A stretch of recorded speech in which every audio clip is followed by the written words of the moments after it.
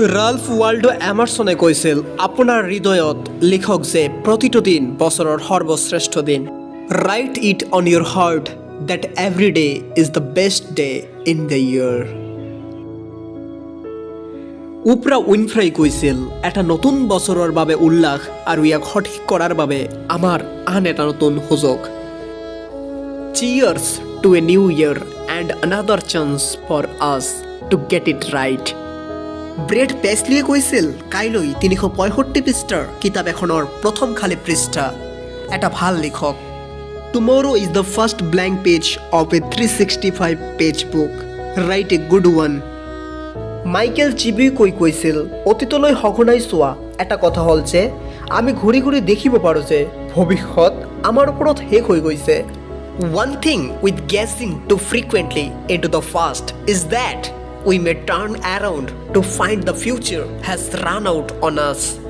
হাল বৰলেণ্ডে কৈছে বছৰটোৰ সমাপ্তি শেষ বা আৰম্ভণি নহয়, বৰং এইটো চলি আছে সকলো জ্ঞানৰ সৈতে যি আমাৰ মাজত অভিজ্ঞতা সঞ্চাৰ কৰে।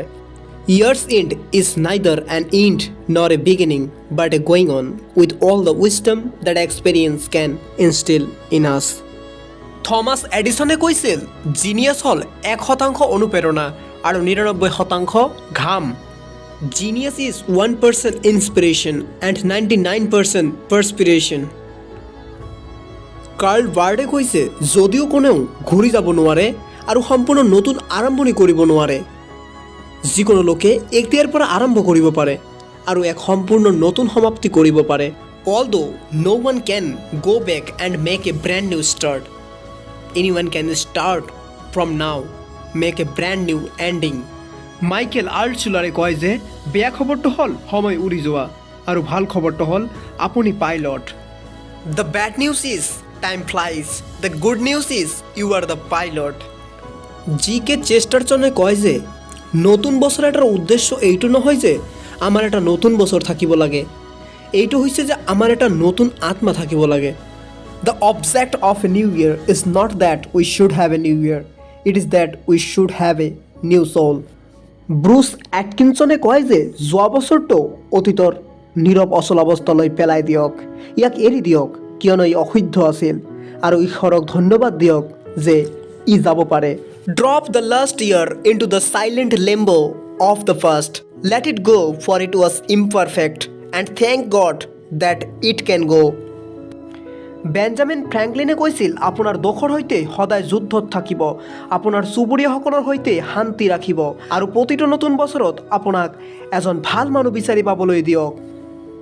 Be always at war with your vice, at peace with your neighbors, and let each new year find you a better man. Edith Lovejoy পিয়াৰ্ছে কৈছে আমি কিতাপখন খুলিম, ইয়াৰ পৃষ্ঠাবোৰ খালী, আমি নিজেই তেওঁলোকৰ ওপৰত শব্দ ৰাখিবলৈ গৈ আছোঁ।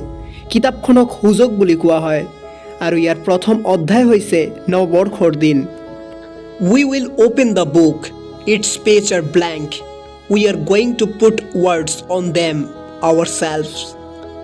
The book is called Opportunity and its first chapter is New Year's Day. ধন্যবাদ বন্ধুসকল, আজিলৈকে ইমানেই।